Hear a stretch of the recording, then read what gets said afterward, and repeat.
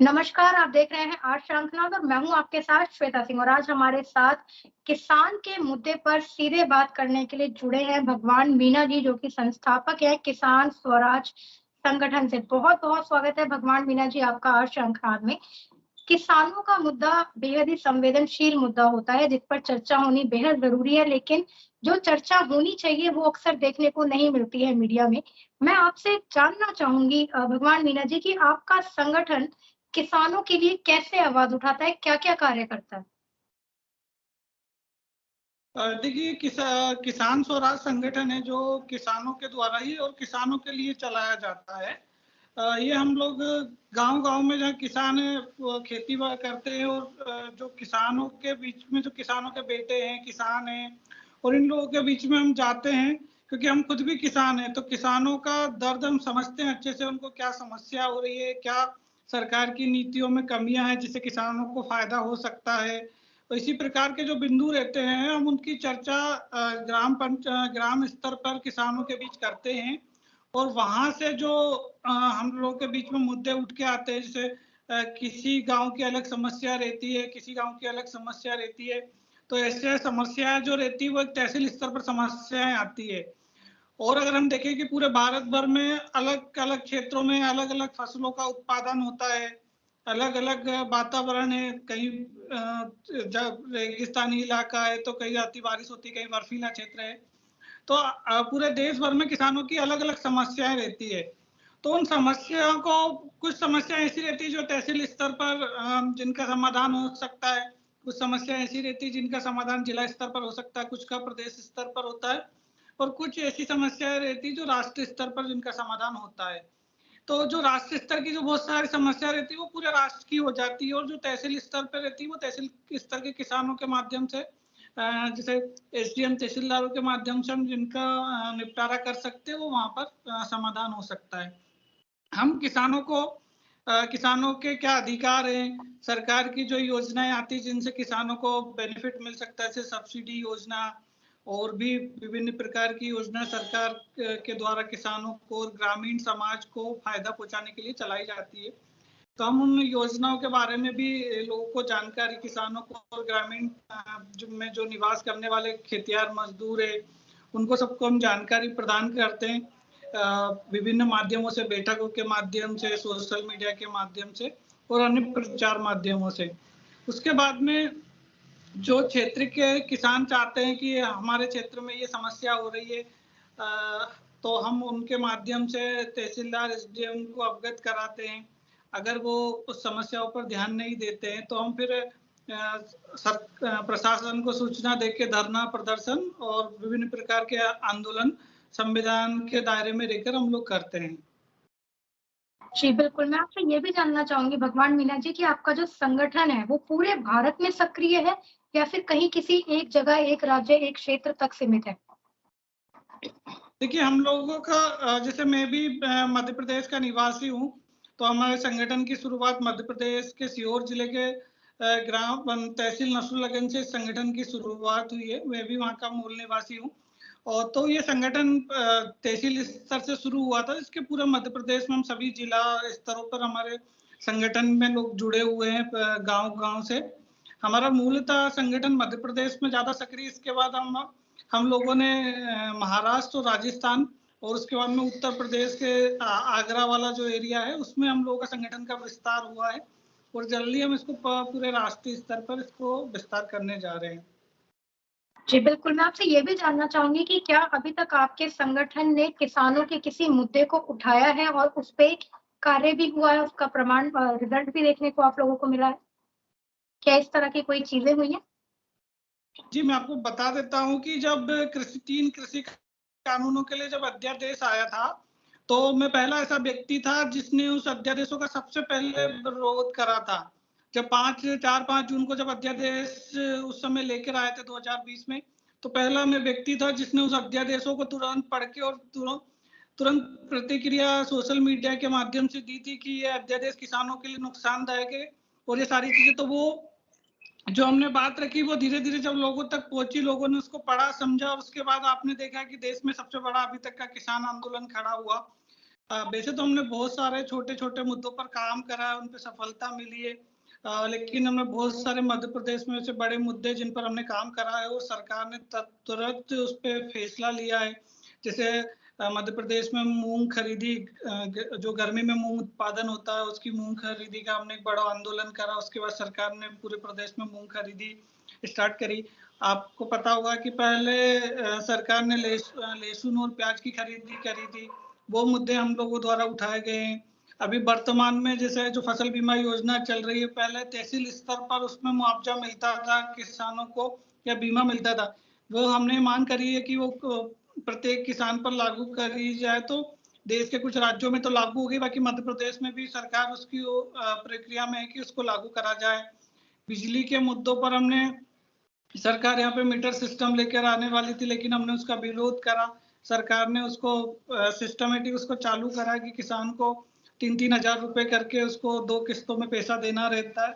तो ऐसे बहुत सारे मुद्दे हैं जो क्योंकि किसानों की समस्या बहुत है, तो गिनाना तो संभव नहीं है, लेकिन ये बड़े मुद्दों पे हम लगातार काम करते रहते हैं। जी, बिल्कुल। अब एक मैं आपसे बेहद गंभीर प्रश्न करना चाहती हूँ, क्योंकि आप किसानों के मुद्दे को उठाते हैं। जब एक सरकार बदलती है, सिस्टम बदलता है, तो बहुत सारे सेक्टर्स में बदलाव देखने को मिलते हैं। तो मैं आपसे ये जानना चाहूँगी कि 2014 से पहले की जो सरकार थी और 2014 के बाद की जो सरकार है, तो क्या सरकार के बदलने के बाद किसानों के हालात पर भी बदलाव आया है? क्या 2014 से पहले के हालात कैसे थे और अब के हालात कैसे हैं? आपको क्या लगता है? देखिए, किसानों के हालात नहीं बदले हैं, क्योंकि सरकार ने उस समय बड़े वादे करके आई थी कि हम एमएसपी गारंटी काम देंगे आपको, वो अभी तक किसानों को मिली नहीं है। सबसे बड़ा जो 2013 और 2014 के बाद जो परिवर्तन ये आया कि जो फसल उस समय 10,000 रुपए प्रति क्विंटल बिक रही थी, वो फसल आज 3,035 रुपए प्रति क्विंटल बिक रही है।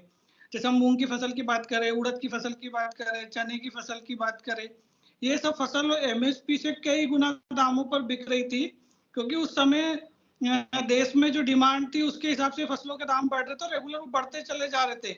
आज मैं आपको बता दूं, आज से 10 साल पहले मूंग की फसल 8,000 रुपए प्रति क्विंटल बिकती थी, लेकिन आज भी वही फसल मंडी में हम उसको 5,000 6,000 से ज्यादा में नहीं बेच पा रहे हैं। क्योंकि सरकार ने क्या करा, जैसे सरकार चेंज हुई 2013 के बाद में, तो उसने जो साउथ अफ्रीका के देशों से जो समझौता करा, उसमें दाल आयात करी। उसके बाद से देश के किसानों की पूरी जो दाल उत्पादन किसान होता है उनको पूरा बर्बाद करके रख दिया सरकार ने। और आप उसी का एक खामियाजा देख रहे हैं कि अभी दाल की कीमतें बढ़ रही है, क्योंकि किसानों को फसल का भाव नहीं मिल रहा, तो किसानों ने बोना कम कर दिया। अभी हम अगर टमाटर का जो मुद्दा है, अभी देश भर में टमाटर 200 से 250 रुपए किलो लोगों को रिटेल में मिल रहे हैं। तो ये कारण ये हुआ कि किसानों को आपसे 4 महीने 5 महीने पहले देखा होगा कि 1 रुपए किलो में किसानों से कोई टमाटर खरीदने को तैयार नहीं था, और किसानों को पूरे टमाटर फेंकने पड़े। और आपने लहसुन का भी ऐसे ही देखा होगा कि आज से 8 महीने पहले लहसुन लोग नदी में बहा रहे थे। इसमें मध्य प्रदेश लहसुन और टमाटर का सबसे बड़ा उत्पादक राज्य है, तो उनको खेतों में छोड़ना पड़े, नदियों में बहाना पड़े, ये सब काम हुए। इस कारण किसानों ने इन दोनों फसलों की खेती करना कम कर दिया, और उसका परिणाम आप देख रहे हैं कि इनके भाव इतने हो गए कि आम आदमी उसको खरीद नहीं पा रहा है। हम लगातार सरकार से मांग कर रहे हैं कि इनकी ये जो फसल, जो सब्जियां हैं, जो फल है, इनके भी मिनिमम एमएसपी इसको डिसाइड करें, ताकि किसानों को एक पर्याप्त मात्रा में उत्पादन कर सके और किसानों को भाव मिल सके। अभी मैं आपको एक बड़ा उदाहरण बताता हूँ कि अभी हमारे देश में ना तो कभी धान की चावल की कमी हो रही है, ना गेहूं की कमी हो रही है। उसका कारण ये है कि सरकार उसको मिनिमम सपोर्ट प्राइस पे खरीदती है। किसान खेती करता है तो उसको पता है कि मुझे 2,100 रुपए में 2,200 रुपए में मेरा गेहूं बिक ही जाएगा, उसको मुझे फेंकना नहीं पड़ेगा। तो किसान उसकी लगातार खेती कर रहा है और आम आदमी को भी वाजिब दाम में गेहूं मिल रहा है। चावल का भी ऐसे ही है कि सरकार उसको एमएसपी पे खरीदती है, इसलिए चावल का उत्पादन भी हर साल किसान करता है। लेकिन फल सब्जियों में ये हो रहा है कि किसान अगर ज्यादा उत्पादन कर लेता है तो उसको फेंकना पड़ जाता है। तो हम लगातार सरकार से यही मांग करते आ रहे हैं। अभी भी हम लोग इसी को लेकर अभी मुख्यमंत्री जी से भी मिले थे मध्य प्रदेश सरकार की, तो हमने बात रखी थी कि आप इस पर न्यूनतम समर्थन मूल्य घोषित करें, ताकि किसानों को इसका लाभ हो सके। और केंद्र सरकार से भी हम बात इस विषय पे लगातार पूरे संगठन देश के बात कर रहे हैं और क्योंकि ये मुद्दा एक राज्य का नहीं है, पूरे देश का मुद्दा है, क्योंकि जब तक पूरे देश में समर्थन मूल्य घोषित नहीं होंगे सभी फल सब्जियों के, तब तक ये समस्या किसानों के सामने बनी रहेगी और आम जनता को भी इन सारी चीजों से दो चार होना पड़ेगा। जी, बिल्कुल। मैं आपसे ये जानना चाहूँगी, अभी आपने टमाटर की ही बात की थी कि टमाटर का जो मूल्य है वो 200 से ₹250 प्रति किलो के हिसाब से बिक रहा है और ये भी सूचना मिल रही है कि आने वाले हफ्ते में, अगले हफ्ते में इसके दाम जो है वो ₹300 के पार भी पहुँच सकता है। तो मैं आपसे जानना चाहती हूँ, जब रेट इतने बढ़ रहे हैं बाज़ार में, तो क्या इसका फ़ायदा डायरेक्ट किसानों को मिलता है? देखिए, किसानों को इतना फायदा नहीं मिल रहा है। किसानों को फायदा जरूर हो रहा है, ये नहीं बोल रहा हूँ किसानों को फायदा नहीं हुआ, किसानों को फायदा हुआ है। पर क्या हो रहा है कि किसानों को 70-80 रुपए के आसपास का रेट इसमें किसानों को मिल रहा है, इससे ज्यादा उनको रेट नहीं मिल रहा है।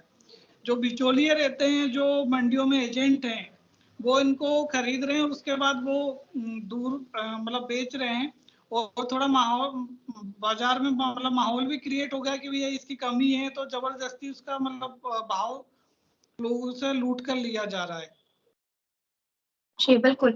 मैं यही अब आपसे जानना चाहूँगी कि एक तरफ सरकार बोलती है कि किसानों को अब डायरेक्ट फ़ायदा पहुँचता है। अभी आपने बिचौलियों की बात की, तो जो बिचौलिए हैं, उनकी जो कमाई है, उस पर सरकार ने कहीं न कहीं प्रहार किया है, जिसकी वजह से इस तरह का जो ये है सारा सीन क्रिएट किया जाता है। इसमें कितनी सत्यता है? नहीं, नहीं, बिचौलियों का कोई सरकार ने कोई प्रहार प्रहार नहीं किया। देखिए, सिस्टम पूरा पहले से चल रहा है, सिस्टम को कोई बदल नहीं सकता है इसको। आज कोई व्यक्ति खरीदता है, मान लो इंदौर से कोई माल खरीद के उसको बॉम्बे में बेच रहा है, पर बॉम्बे में ठीक है, वो ट्रांसपोर्टेशन कॉस्ट जोड़ सकता है, उसका एक थोड़ा बेसिक फायदा जोड़ सकता है।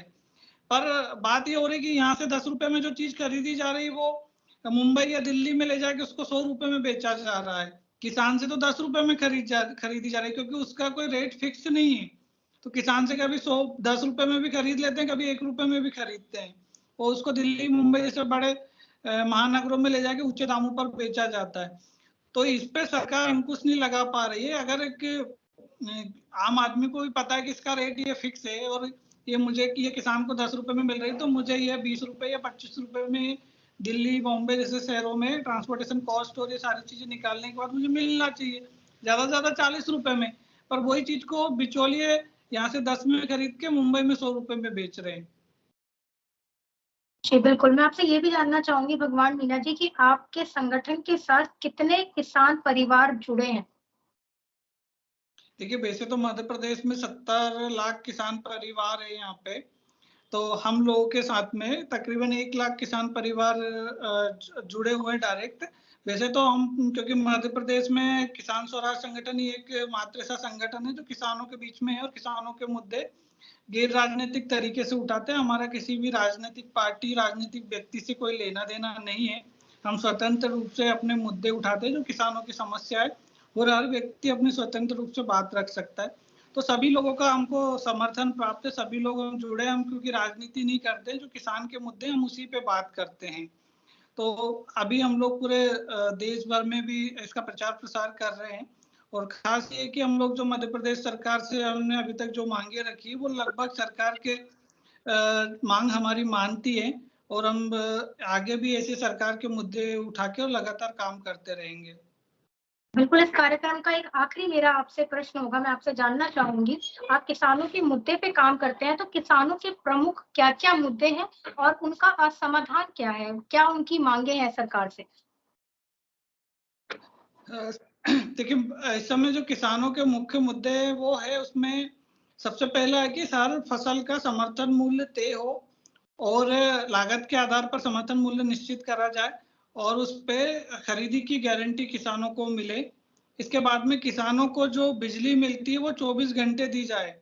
किसानों को 10 घंटे बिजली दी जाती है मध्य प्रदेश में, तो 24 घंटे की किसानों की मांग है। और जो किसानों को जो कृषि यंत्र पे जो जीएसटी वगैरह ये जो देना पड़ता है, तो ये जीएसटी को पूरी तरह से खत्म करा जाए, और पूरे जो ट्रैक्टर के कल पुर्जे और इनको कुल मिला के 30% या 28 से 30% उस पर किसानों को जीएसटी देना पड़ता है पूरे कृषि यंत्रों पर। तो जीएसटी कृषि यंत्रों पर पूर्ण रूप से समाप्त की जाए, ताकि किसान उन्नत खेती कर सके। जी, बिल्कुल, आपका बहुत-बहुत आभार भगवान मीना जी कि आपने हमें बताया कि अभी भी इस समय में भी जहाँ किसानों की हमेशा बात की जाती है, हित की बात की जाती है, लेकिन अभी भी वो किन-किन समस्याओं से जूझ रहे हैं और आप किस तरह से उनकी समस्याओं को उठाते हैं, ये भी काफ़ी सराहनीय है। हमारे सभी दर्शकों का भी बहुत-बहुत आभार। इसी तरह आप देखते रहिए आर श्रृंखला।